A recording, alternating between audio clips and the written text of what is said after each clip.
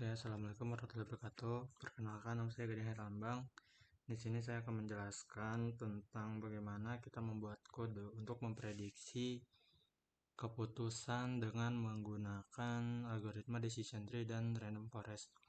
Nah, di sini saya akan menjelaskan terlebih dahulu apa itu decision tree dan random forest. Jadi, pokoknya itu decision tree dan random forest itu sama-sama untuk mengambil keputusan. Bisa dilihat dari sini, decision tree adalah algoritma berbasis struktur pohon di mana setiap percabangan mempresentasikan keputusan berdasarkan nilai dari suatu fitur. Jadi bisa dibilang ini tuh cuma satu pohon doang. Jadi contoh sederhananya kayak gini. Apakah hujan? Kalau hujan berarti bawa payung, kalau tidak berarti tidak membawa payung. Lalu untuk random forest itu adalah pengembangan dari decision tree.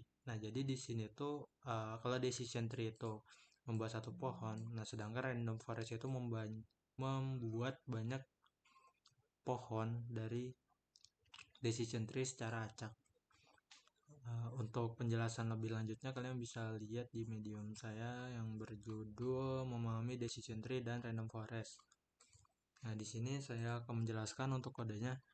Seperti di video sebelumnya, saya telah menjelaskan tentang import pandas dan bagaimana cara memisahkan atau membersihkan data, atau bisa dibilang preprocessing datanya. Di sini saya akan menjelaskan secara singkat aja. Pertama, untuk kodenya kurang lebih kita buat sama, cuma kita akan beda dari importnya. Yang satu decision tree, yang satu random forest. Nah, di sini kita import terlebih dahulu import pandas SPD, artinya import library pandas yang misalnya dengan alias PD. Ini kita panggil, dan head itu untuk memanggil data teratas. Nah, di sini kita akan mendrop atau enggak menghapus satu kolom yang bernama outcome.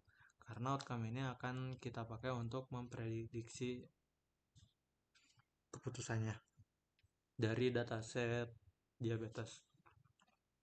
Nah, lalu di sini setelah kita ngedrop, kita panggil lagi si outcome-nya dengan variabel y.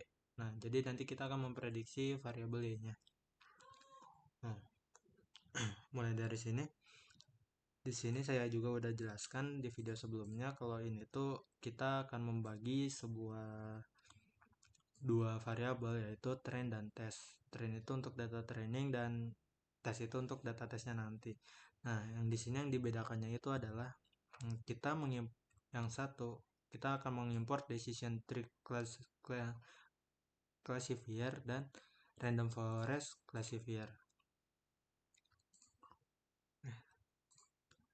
Nah, di sini saya akan menjelaskan satu bagian satu aja. Dan untuk sini itu akan kurang lebih sama.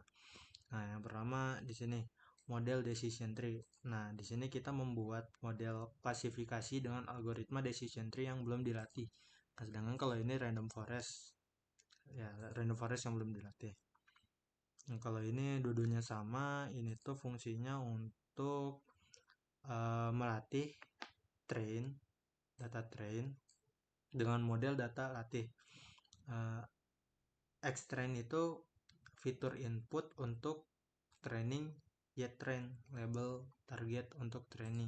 Ini juga sama. Nah, lalu untuk ini ya kita akan buat variabel prediksi menggunakan model yang sudah dilatih untuk memprediksi hasil dari X-test, dan hasilnya itu akan disimpan di YPRED dan nanti akan dibandingkan dengan Y-testnya nanti untuk mengukur akurasi model. Nah, di sininya juga sama. Nah, lalu selanjutnya di sini kita akan mengimport matriksnya. Nah, arti ini itu adalah kita menghitung akurasi model, yaitu presentasi prediksi yang benar dibandingkan total prediksi dikali 100 kali 100. untuk mengubah nilai akurasi dari bentuk desimal ke persentase.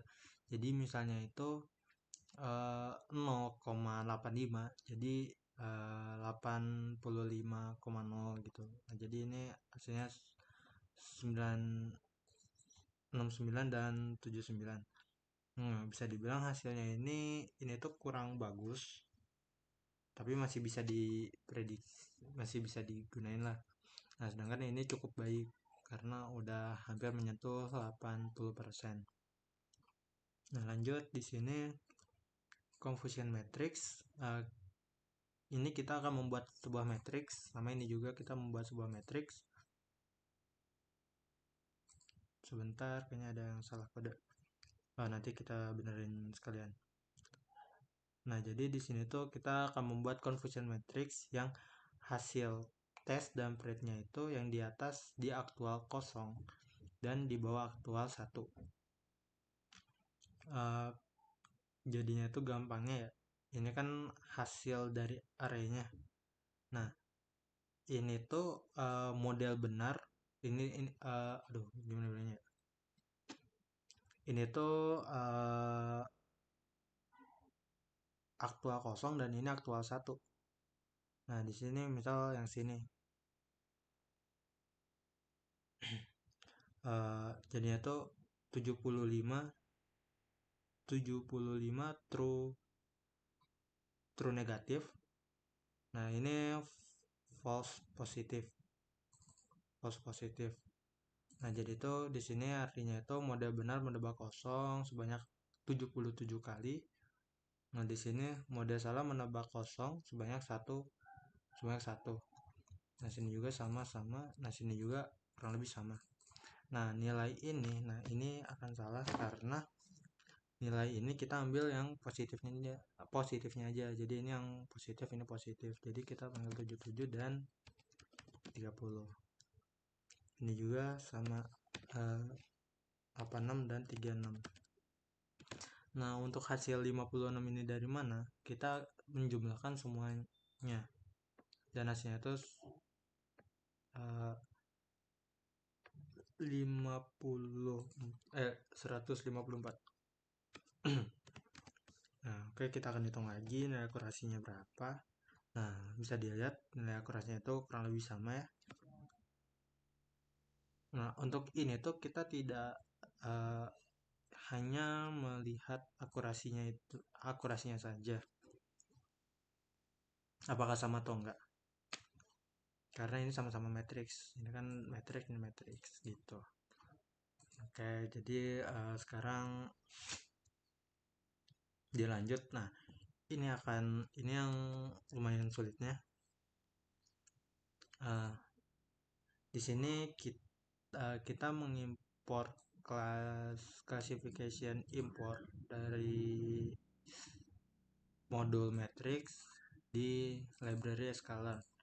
Nah, di sini tuh fungsi ini kita ngeprint classification reportnya untuk ya tes dan ya print. Nah, jadi di sini gampangnya itu untuk menampilkan laporan evaluasi performa model, klasifikasi secara detail, dan beberapa skor. Ini juga sama. Nah, misalnya ini jadi precision dari apa sih ini tadi, bisa dibilang kelas 0 dan kelas 1. Nah, hasil presisinya itu 75%, 58, 78, 55. Nah, ini juga sama. Nah, lalu untuk ini model predik ini kita akan memprediksi ini tuh untuk memprediksi apakah seseorang itu positif, atau gue bisa dibilang 1 atau negatif atau 0 terhadap suatu kondisi. Nah, angka ini kita ambil dari sebelumnya kita bisa lihat ini angkanya itu sama. Nah, angka ini diambil dari baris 1. Nah, yang ini. 50, 0,62, 33,0, 33,6, 035, 75 gitu. Nah, untuk hasilnya itu ini kita cuekin aja karena kita akan butuh ini aja, R-nya 1, jadi hasilnya itu mempredik. Jadi hasilnya itu seseorang positif 1 gitu. Nah, untuk import ini kita ini tuh fungsinya untuk memvisualisasikan data yang telah kita bikin. Nah, mungkin sini akan beda. Nah, di sini kita bikin variable fitur dengan x itu columns. Itu kita panggil fiturnya dan indeksnya itu akan keluar. Nah, kalau ini tuh kita buat stmor dari model stmor kosong, arraynya kosong. Nah, kita juga panggil fitur kita juga bikin variable fitur sama dengan x dari columns. Nah, di sini saya akan menjelaskan terlebih dahulu dari masing-masing sini. Bisa dilihat ini tuh kurang lebih sama ya. Fitur class name 0,1, fitur names, features, special character true, rounded true, fillet true, out file data stmor out. Tapi ini oh ya, karena ini stmor jadi kita pakai stmor. Jadi kalau misalnya kita pakai model, kalau misalnya kita kagak bikin variabel stmor, jadi kita pakai model. Sebenarnya sama aja. Nah, di sini pertama dari dot underscore data kita bikin variabel data untuk memanggil string io. String io ini dari library io tuh. Lalu untuk yang ekspor grafis ini untuk model ini kita memanggil model decision tree classifier yang udah dilatih. Lalu untuk out file ini menyimpan hasilnya ke dalam .data. Kalau fillet itu untuk memberikan warna pada node sesuai dengan kelas domainnya. Kalau round itu bisa dibilang kayak radius di CSS. Kalau special karakter itu untuk menambahkan karakter, khususnya kayak simbol matematika kayak gini. Lalu untuk fitur name itu kita nama fitur untuk menampilkan setiap node. Nah, untuk class name ini dan yang terakhir class name ini label class yang digunakan di model. Kurang lebih semuanya sama di sini juga. Lalu lanjut ke grab.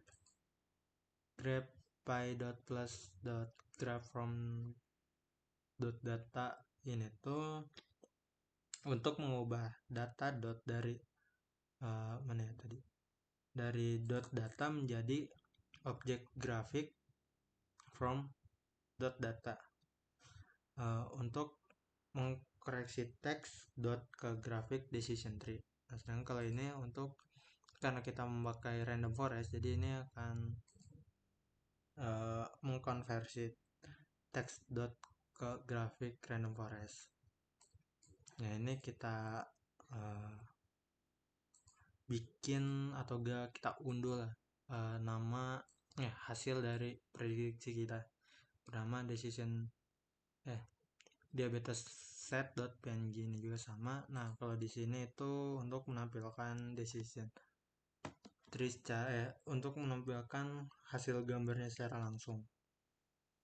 Nah, di sini saya akan menjelaskan satu dulu.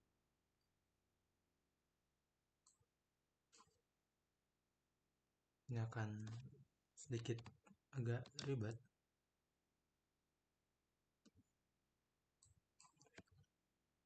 Bisa dilihat di sini tuh kan dari gambar ini tuh merupakan visualisasi dari model decision tree yang digunakan untuk memprediksi dataset dari node ini menunjukkan keputusan berdasarkan nilai fiturnya kayak Ini apa, gluceus, terus ada apa ini, gimme, sampel, value, class gitu, BMI, gluceus, terus age. Nah, terus gampang penjelasannya tuh kayak gini.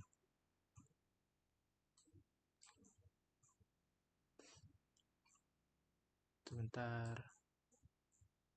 Nah, gluceus kalau misalnya ini kurang dari sama dengan, kalau misalnya kurang dari sama dengan, itu kan hasilnya kan true. Nah, maka akan keluarnya ini BMI 45,4. Nah, jadi kayak gini lah. Ini untuk algoritma decision tree. Dan kan kalau misalnya untuk random forest hampir sama, cuma kan agak beda. Bisa dilihat dari ininya.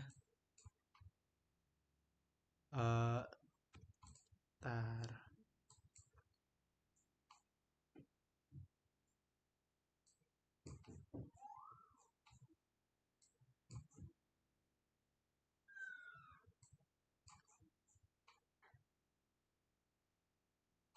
Ya.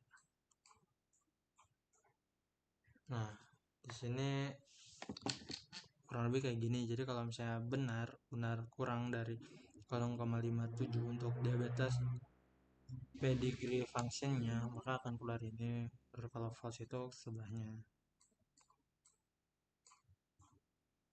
Nah, kayak gini gitu sih. Ini untuk, oh ya, untuk gambarnya nanti bakal kesimpan kayak gini, dan hasilnya itu harusnya bakal sama. Nah, bisa dilihat.